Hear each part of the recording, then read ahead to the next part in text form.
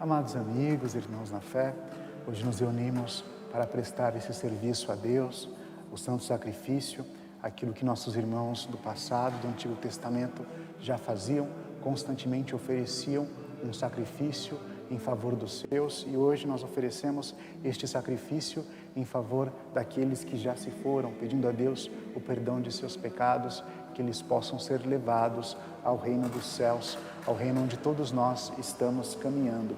E ao ler o Evangelho de hoje, o nosso Senhor nos chama a atenção, porque muitas vezes nós conhecemos todos os sinais mundanos, tudo aquilo que é relacionado à terra, mas não conhecemos os sinais de Deus. E o Senhor fala reconhecer os sinais do tempo presente. Essa é a grande exortação de Jesus. Não sabemos interpretar o tempo presente. Por que será que nosso Senhor nos fala desse tempo presente? É aquilo que o próprio Paulo já ensina. O tempo presente é algo muito presente na doutrina de Paulo. E Paulo é discípulo, em Lucas, do Evangelho de hoje, é discípulo de Paulo. E Paulo constantemente fala que o Senhor nos dá um tempo oportuno da nossa salvação. Aquela palavra grega, que até o padre Marcelo Rossi escreveu um livro, Kairos, é o tempo em que Deus nos dá. É esse tempo em que o nosso adversário nos leva até o juiz. Este caminho é o tempo que o Senhor nos dá para a nossa salvação. Essa pequena parábola aí no final do Evangelho, não sei se pode ser chamado de parábola, nos mostra os personagens que nós teremos presentes à nossa morte. Quando nós morremos, vamos conhecer o nosso adversário, o juiz e o carcereiro. Quem é o nosso adversário? Certamente não é Jesus o nosso adversário. O adversário é aquele que acusa. O acusador é o diabo, o demônio, o Satanás, com o nome que revela a sua função, né? O demônio, o acusador, aquele que nos mostra nossos pecados. Essa função pertence a ele, porque muitas vezes não conhecemos os nossos pecados e os nossos erros. Como é que nós fazemos com que o demônio perca a força? Até existe, isso não é magistério da igreja, mas é a tradição dos exorcistas, né? Que fala que o demônio, ele na hora do exorcismo, ele conhece os pecados dos padres, né? Ele pode ir lá e acusar o pecado do padre. E o padre tem que estar consciente de que aquele pecado tem que ter sido confessado. Então o demônio está acusando o padre de algo que o padre já foi perdoado. E a nossa vida é assim. Se o demônio nos acusa de algo, ele não pode ter direito sobre aquele algo. E como é que o demônio perde o direito de acusar? Com a confissão. A absolvição que o padre dá na confissão, no sacramento da penitência, é a libertação do nosso adversário. Quando nós nos confessamos, as amarras do demônio nos livram, o demônio, né, solta a gente. Estamos livres das acusações do demônio. E o demônio trabalha muito com nossa culpa, aquilo que a gente se sinta mal, que a gente não busque a Deus. E hoje eu tive a graça de fazer várias confissões e é gostoso, porque a gente fala assim, olha que bonito, lá vai uma alma pura, né? Salvei uma alma. Às vezes a gente estraga, a gente não, né? A pessoa vai lá e se estraga, mas a confissão ela dá essa libertação, esse tempo presente, esse kairos que o Senhor nos ensina hoje a interpretar, a ver, é hoje. O Senhor te deu hoje para se salvar, o Senhor te deu hoje para se libertar do mal, para se libertar das coisas demoníacas. É bonita aquela imagem de Santo Expedito, né? Que tem na cruz escrito Ode e tem nos pés o corvo, cras, né? Essa brincadeira do som do corvo, cras, cras, que em latim significa amanhã. E Santo Expedito, vocês conhecem a história, né? Queria se converter, queria mudar de vida, deixar de ser uma pessoa ruim, e ele sempre postergava, né? Amanhã eu faço isso, amanhã eu faço isso. E de repente, vindo aquele corvo, ele mata o corvo, né? Não vou me converter amanhã, vou me converter hoje. É hoje que o Senhor nos dá para se converter. Realmente seria uma graça, né? A gente saísse da confissão e a gente fosse atropelado, a gente morresse. É uma graça, não é? A gente é católico, acredita nisso, a gente vai direto para os olhos de nosso Senhor, conhecer nosso Senhor e na graça de ter todos os pecados perdoados. As pessoas falam assim, é só isso, padre? Como é que a pessoa vai lá e confessa? Essas pessoas que são sábias religiosamente, né? Esses teólogos de Facebook falam assim, vai lá e confessa, pronto, acabou? É só isso? Não, claro que é só isso, porque a gente pensa que a salvação é um esforço nosso.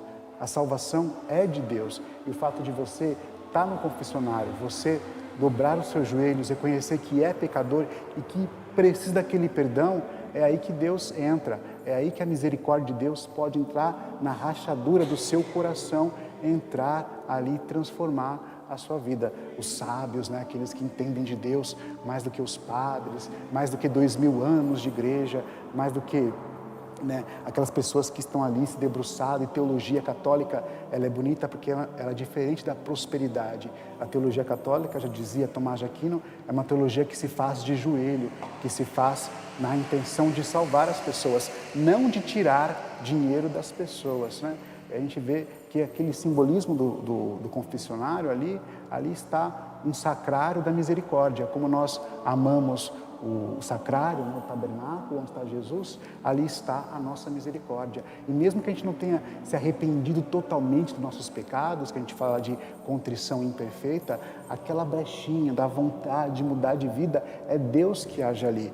Quando a gente é uma pessoa boa, é uma pessoa santa, é porque Deus agiu em nossa vida. Que bonito ver, né? Eu fiquei assim meio que extasiado, vendo aquele menino, né, de 14 anos, que agora é santo, que é beato, mas certamente vai alcançar a santidade, né? O beato Carlos, que jovem, né? Toda a sua vida ali foi um serviço a Deus, toda a sua vida foi querer levar a alegria às outras pessoas.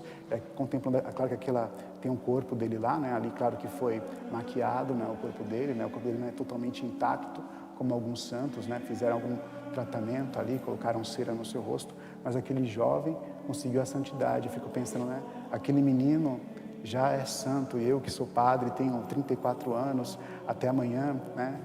Se tenho 34 anos, ainda não consegui a santidade, aquele jovem conseguiu a santidade. Que alegria poder ouvir a voz de um santo, ver a sua imagem, e todos nós podemos ter aquilo. E qual foi o segredo do beato Carlos, né? Ele comungava todos os dias, ia à missa todos os dias, rezava o rosário todos os dias, e ali foi o seu encontro com a sua salvação, a sua santificação. Que fácil, né? Que fácil ser santo, comunhão todo dia, rosário todo dia, porque aí é que Deus vai agir, e santo não é um esforço nosso, é Deus que age. Então, ouvindo a palavra de nosso Senhor Jesus Cristo, peçamos que a gente possa aproveitar este tempo oportuno. E na segunda leitura de hoje, estamos lendo a carta aos Efésios. São Paulo escreve essa carta já preso no fim da vida, né? Esta comunidade tão querida por ele, e é bonito, não sei se vocês perceberam, mas no final, 7 vezes Paulo pede um só Espírito, um só coração, né? Uma só esperança, um só batismo, um só Deus. É uma leitura que se faz nos casamentos.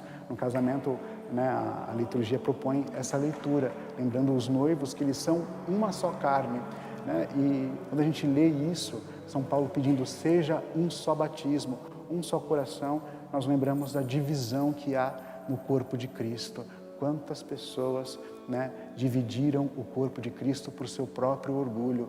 Pela desobediência nasceu a primeira igreja evangélica, né? Nasceu a primeira pessoa que vai tirar a autoridade da igreja. Perdão, tirar não, né? Porque ninguém tira a autoridade, somente Deus. Mas aquela pessoa que nasce da rebeldia, a pessoa que não obedeceu à oração de Jesus Cristo, né? Quando Jesus está lá no Oliveiras, né? E João fala que Jesus orou assim. A gente fala a oração sacerdotal. Ele fala assim: Pai, que eles sejam um. A primeira coisa que Jesus pede ao Pai, Pai, que eles sejam um. Essas pessoas ditas iluminadas, né? Ditas que falaram com Deus, a primeira coisa que elas fazem é profanar a oração de Jesus Cristo. Uma pessoa que funda uma igreja, ela profanou a igreja de Jesus Cristo. Eu gosto daquela igreja do arco-íris, né? Não é porque não lembra o Moisés, Noé, mas é porque embaixo, e tá bem explícito lá, fundado pelo missionário Davi Miranda. Pelo menos ele foi sincero, né? Aquela igreja ali do arco-íris fui eu que fundei, foi um homem que fundou, não foi Jesus Cristo. Então, amados irmãos e irmãs, hoje colocamos no altar de Deus a nossa unidade, assim como nos pede São Paulo, um só Deus, um só batismo, que também possamos aproveitar o tempo presente. Louvado seja nosso Senhor Jesus Cristo, Para sempre seja louvado.